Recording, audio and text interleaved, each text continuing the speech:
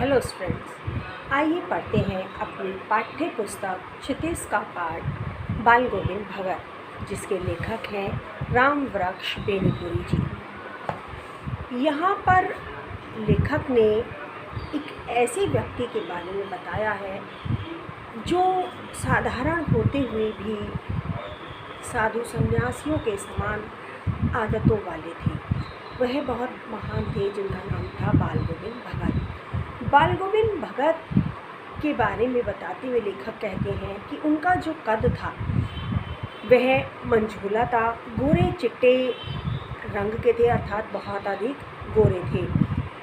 60 से अधिक उनकी आयु थी, 60 वर्ष से कुछ ज़्यादा के थे। लंबी दाढ़ी या बहुत अधिक जटाजूट कहते हैं, लंबे बाल, लंबी दाढ़ी जैसे कि साधुओं की होती है, ऐसी उनकी नहीं थी। परंतु उनके का जो चेहरा था वह हमेशा एक विशेष चमक से पूर्ण होता था। उनके चेहरे पर एक तरह की चमक रहती थी। कपड़े बहुत कम पहनते थे, शरीर पर मात्र एक लंगोटी पहनते थे और बहुत अधिक सर्दी होती थी तो एक कम्बली या कंबल ओढ़ लेते थे। उसके अतिरिक्त बहुत अधिक वस्त्र वह नहीं पहनते थे। बाल गोविंद भगत कहने के लिए तो एक गृहस्थ थे। गृहस्थ कहते हैं परिवार में रहने वाला व्यक्ति। उनके परिवार में उनका एक पुत्र था, एक पुत्रवधू थी। बहुत बड़ा परिवार नहीं था। उनकी पत्नी की मृत्यु हो चुकी थी। जो पुत्र था वह कुछ बोधा सा था। बोधा सा कहते हैं मानसिक तौर पर बीमार व्यक्ति। जो पुत्रवधू थी वह बहुत सुभग थी, सुशील थी, अर्थात बहुत अच्छे स्वभाव वाली संस्कारी लड़की वह थी। और अपने पुत्र का विवाह कर देने के बाद से बाल गोविंद भगत जी बहुत सारी जिम्मेदारियों से मुक्त हो गए थे। क्यों? क्योंकि उनकी पुत्रवधू ने उन सारी जिम्मेदारियों को अच्छे से निभाना या पूरा करना शुरू कर दिया था। वह घर को बहुत अच्छे से देखभाल करती थी। बाल गोविंद भगत को कभी भी किसी प्रकार की शिकायत का उसने मौका नहीं दिया था। तो जो खेती का कार्य था, बेटे के मानसिक रूप से बीमार रहने के कारण या बीमार होने के कारण बाल गोविंद भगत स्वयं ही देखते थे। वह खेती बाड़ी करते थे, लेकिन उनके अंदर ये जो सारी बातें थीं यह एक गृहस्थ के समान थी। लेकिन साथ ही उनका जो स्वभाव था वह एक साधु के समान था। सामान्यतः हमारे मन में साधु या सन्यासी या संत कहते ही एक छवि बन जाती है, और वह कैसी है कि गेरुए वस्त्र पहने हुए कोई व्यक्ति जिसकी लंबी सी दाढ़ी, लंबे से बाल, वह अपनी सारी जिम्मेदारियों और से मुक्त हो चुका हो, संसार को छोड़कर, परिवार को, रिश्तों नातों को छोड़कर, जिम्मेदारियों को छोड़कर वह एकांत में रहकर भगवान की भक्ति करता हो। हमारे मन में साधु महात्मा की छवि ऐसी है। लेकिन वहीं दूसरी ओर बाल गोविंद भगत स्वभाव से साधु थे। कैसे? वो किसी से कभी भी झगड़ा नहीं करते थे, कभी झूठ नहीं बोलते थे। किसी से कुछ भी कहना होता था तो दो टूक यानी कि स्पष्ट रूप से बात कह देते थे। कभी भी किसी दूसरे के खेत में शौच के लिए नहीं बैठते थे।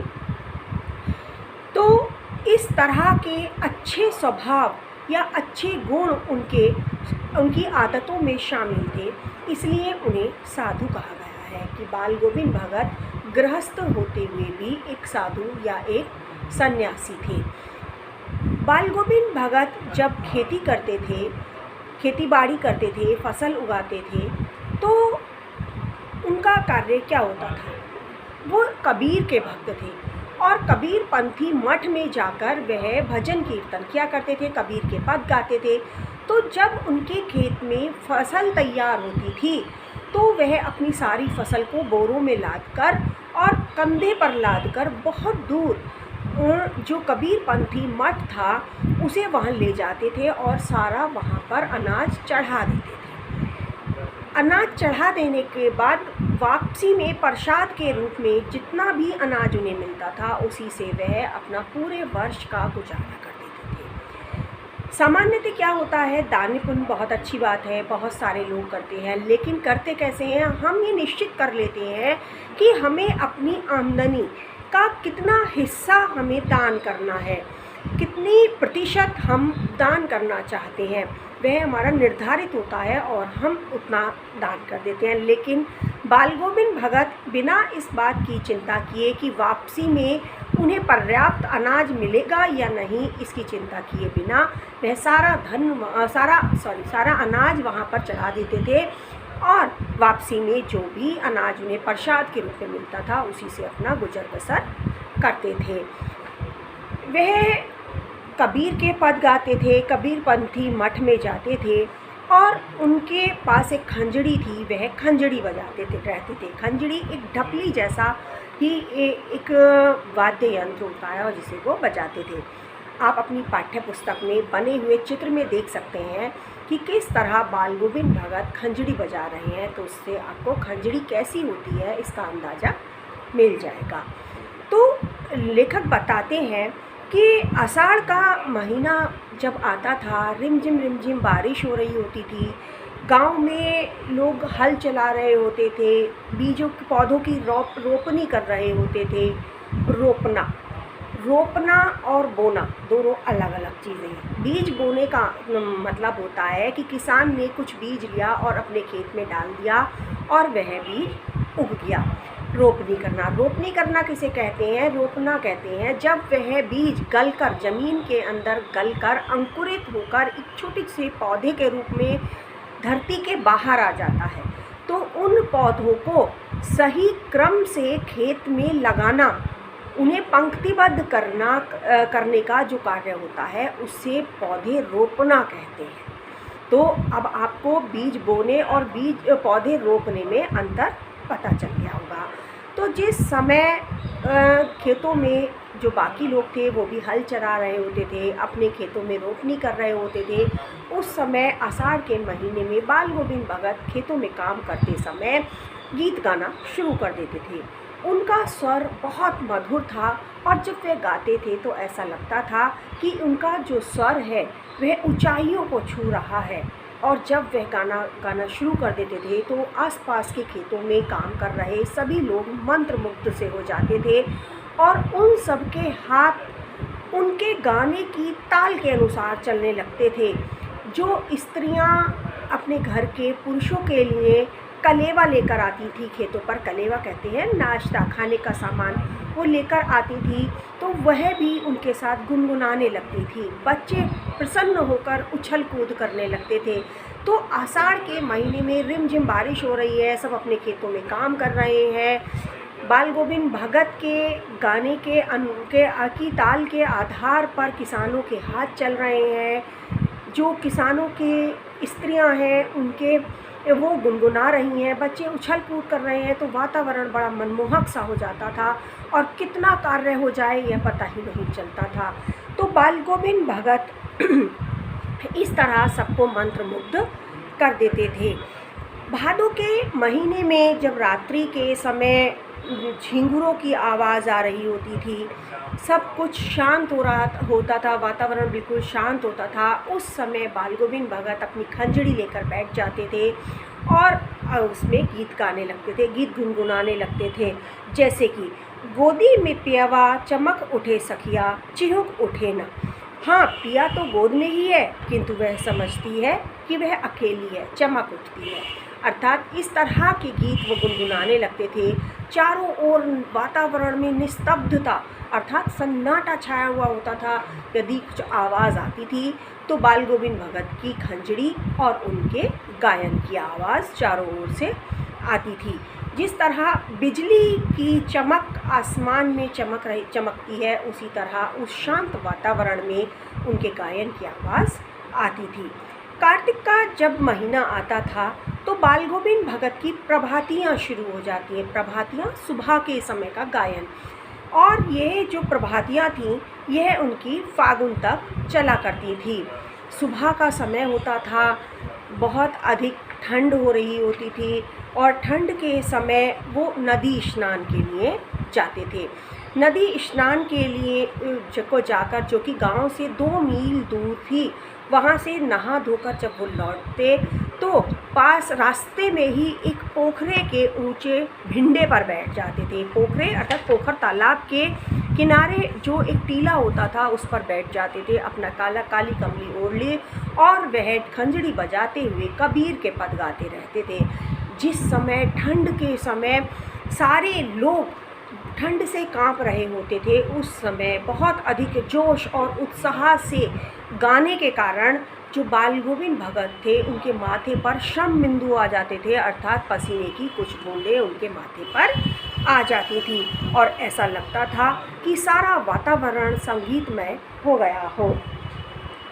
गर्मियों में जब शाम होती थी तो उस समय वातावरण बड़ा उमस भरा हुआ होता था। उमस अर्थात जब लोग बड़े परेशान से होते हैं, ना तो बारिश हो रही होती है ना गर्मी कम होने का नाम लेती है, उस समय लोग बड़े अनमने से हो जाते हैं, कुछ करने का मन नहीं करता। तो ऐसी संध्या के समय बाल गोविंद भगत आंगन में बैठते और चटाई बिछाकर वहाँ वो गाना गाना शुरू कर देते और खंजड़ी बजाते और गाना शुरू कर देते। धीरे धीरे करके आसपास के बहुत सारे लोग वहाँ आकर बैठ जाते और जब वह गाते तो वह ताली बजाते रहते थे। बाल गोविंद भगत अपने पद की या गाने की एक पंक्ति गाते और बाकी सारे लोग उसे दोहराते ठहराते अर्थात जो पंक्ति बाल गोविंद भगत ने गाई उसको बाकी लोग 2 बार या 3 बार बोलते थे। इस तरह पूरा वातावरण संगीतमय हो जाता था। बाल गोविंद भगत इतने मस्त हो जाते कि वह खंजड़ी बजाते बजाते नृत्य करने लगते, नाचने लगते और बाकी सब लोग भी ताली बजाते बजाते उसमें झूमने लगते। तो सारा जो वातावरण था वह बहुत ही संगीतमय हो जाता। अब लेखक कहते हैं कि बाल गोविंद भगत एक सच्चे भक्त थे। वह प्रतिवर्ष गंगा स्नान के लिए भी जाया करते थे। गंगा स्नान के लिए वे जाते थे, उतने अधिक नियम वाले थे कि जब वो गंगा स्नान के लिए जाते थे तो घर से ही खा पी कर जाते थे, पैदल जाते थे। 3-4 दिन का समय उन्हें लगता था और इस दौरान वह वहाँ कुछ नहीं खाते थे। कारण यह था, वो कहते थे कि यदि मैं गृहस्थ हूँ तो मैं किसी से भिक्षा मांगकर क्यों खाऊं, और यदि मैं साधु हूँ तो साधु को संबल की क्या आवश्यकता। संबल कहते हैं सहारा, किसी भी चीज़ के सहारे की क्या आवश्यकता।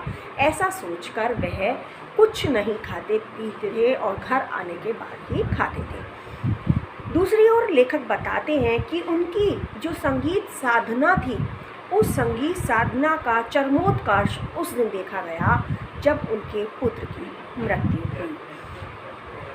बाल गोविंद भगत का जो बोदा सा पुत्र था, जो मानसिक रूप से बीमार था, उसकी एक दिन मृत्यु हो जाती है। जब उसकी मृत्यु हो जाती है तो उनकी पुत्र वधू उसके शव के पास रोने लगती है। बाल गोविंद भगत आंगन में एक चटाई बिछाकर उस पर अपने पुत्र के शव को रख के उसे सफ़ेद चादर उड़ा देते हैं, उसके पास दिया जलाकर रख देते हैं और घर में जो उन्होंने कुछ फूल रोपे थे उनमें से कुछ फूल और तुलसी दलिया अर्थात तुलसी के पत्ते उस पर डाल देते हैं और पास में ही एक आसन बिछाकर वहाँ पर खंजड़ी लेकर अपने गीत गाने बैठ जाते हैं। पुत्रवधू अपने पति की मृत्यु पर विलाप कर रही थी, दुखी हो रही थी। गांव की अन्य स्त्रियां उसे चुप कराने का, उसे ढाढ़स बंधाने का प्रयास कर रही थी, लेकिन वह बेचारी बहुत ही परेशान थी, हताश निराश सी थी और वह बहुत अधिक व्याकुल हो रही थी। लेकिन बाल गोविंद भगत उसकी के पास में बैठे हुए खंजड़ी बजाते हुए अपने गीत गा रहे थे। गीत गाते गाते वो बीच में उठते और पुत्रवधू के पास जाते और उससे कहते कि यह रोने का अवसर नहीं है, यह तो खुशियाँ मनाने का अवसर है, खुशियाँ मनाने का अवसर है। ऐसा वह क्यों कहते थे? ऐसा वह इसलिए कहते थे क्योंकि वह मन से एक साधु थे और उनके अनुसार जो आत्मा थी वो परमात्मा में मिल गई थी, जो विरहिणी थी वह अपने प्रेमी से जा मिली थी। इसलिए वह कह रहे थे कि यह दुखी होने का नहीं, प्रसन्नता का अवसर है, खुश होने का अवसर है। बहुत अधिक उनकी जो पुत्रवधू थी वह बहुत परेशान हो रही थी, वह गीत गा रहे थे। धीरे धीरे करके उन्होंने अपने पुत्र का क्रियाक्रम का जब नंबर आया तो पुत्र का क्रियाक्रम जो था वह उन्होंने अपनी पुत्रवधू से कराया। उस समय समाज में यह मान्यता थी कि उस समय तो क्या, यदि देखा जाए तो आज भी यही मान्यता है कि यदि किसी की मृत्यु होती है तो उसका अंतिम संस्कार या उसका क्रियाकर्म किसी पुरुष के द्वारा किया जाता है। लेकिन बाल गोविंद भगत ने उस सामाजिक रूढ़ी को तोड़ते हुए अपने पुत्र का क्रियाकर्म अपनी पुत्र वधू से कराया। धीरे धीरे करके उन्होंने विधि विधान के अनुसार सारे कार्य पूरे कराए, सारे कार्य पूरे किए, और जब सारे कार्य पूरे हो गए तो उन्होंने अपनी पुत्र वधू के भाई को बुलाया और उसके भाई को बुलाकर कहा कि तुम इसे अपने साथ ले जाओ और इसका दूसरा विवाह कर देना। पुत्र वधू ने मना किया, वह जाने के लिए तैयार नहीं थी। क्योंकि उसका मानना ये था कि घर में अब बाल गोविंद भगत की देखभाल करने वाला कोई भी नहीं बचा है, तो उनकी देखभाल कौन करेगा, कौन उनके लिए खाना बनाएगा, कौन उन्हें दवा देगा, कौन उनका ध्यान रखेगा। यह सारी चिंताएं उसे सता रही थी। लेकिन बाल गोविंद भगत इस जिद पर अड़े थे कि वह वहाँ से अपने भाई के साथ जाएगी और दूसरा विवाह करेगी। क्योंकि उसके आगे पहाड़ जैसा जीवन अभी शेष है। बाल गोविंद भगत एक और अपनी जिद पर अड़े थे कि उनकी पुत्र वधू को वहाँ से जाना है और उसे दूसरा विवाह करना है। दूसरी ओर पुत्र वधू बहुत रो रही थी, जिद कर रही थी, वह बहुत विनती कर रही थी कि वह वहाँ से नहीं जाएगी, वह वहाँ रहकर उनकी ही सेवा करना चाहती है। जब पुत्र वधू बिल्कुल भी नहीं मान रही थी तो बाल गोविंद भगत ने उससे आखिर अंत में यह कहा कि यदि तुम नहीं जाती तो मैं चला जाता हूँ। जब उन्होंने इस तरह की बात उससे कही तो वह विवश हो गई और उसे अपने भाई के साथ जाना पड़ा। पुत्र वधू अपने भाई के साथ चली गई। अब घर में मात्र बाल गोविंद भगत अकेले रह गए। धीरे धीरे करके वह अपना सारा काम करते थे, अपना जो कुछ समय था खेती बाड़ी में और अपने गायन में बिता रहे थे। धीरे धीरे दिनचर्या इस तरह चल रही थी। एक बार वह गंगा स्नान के लिए गए, जैसा कि उनका नियम था। वहाँ उन्होंने कुछ खाया पिया नहीं। जब आए तो उनकी तबीयत कुछ ढीली सी लग रही थी, तबीयत कुछ ख़राब सी लग रही थी। लोगों ने उन्हें बहुत समझाया, उन्हें उनकी थोड़ी सी सेवा की, उन्हें दवाई आदि का उनकी प्रबंध किया, लेकिन इस बार उनकी तबीयत संभली नहीं। तबीयत धीरे धीरे और बिगड़ती गई। लेकिन उनका खंजड़ी बजाने का नियम चल रहा था। एक दिन लोगों को खंजड़ी बजाने की आवाज़ नहीं आई। गांव के लोगों ने जाकर देखा तो पता चला कि बाल गोविंद भगत की मृत्यु हो चुकी थी। वह वहाँ पर ऐसे ही निर्जीव स्थिति में पड़े हुए थे। तो यहीं पर हमारा पाठ समाप्त होता है। लेखक ने इस पाठ के माध्यम से हमें यह बताने का प्रयास किया है कि हमें एक साधु जैसा स्वभाव अपनाने के लिए यह आवश्यक नहीं है कि हम अपने परिवार को, अपनी जिम्मेदारियों को, अपने रिश्ते नातों को छोड़ दें। तभी हम ईश्वर की भक्ति कर सकते हैं या तभी हम भगवान की भक्ति में लीन हो सकते हैं। बल्कि यदि व्यक्ति चाहे तो बाल गोविंद भगत के समान ही गृहस्थ रहते हुए भी या गृहस्थी में रहते हुए भी वह भगवान की भक्ति कर सकता है, यदि वह अपने मन को, अपने स्वभाव को अच्छे गुणों से, अच्छे बातों से भर ले तो वास्तव में वही सच्चा सन्यासी बन जाता है। तो हमें बाल गोविंद भगत के आचरण का अनुकरण करना चाहिए, ऐसी लेखक की कामना है। तो यहीं पर हमारा पाठ समाप्त होता है। धन्यवाद।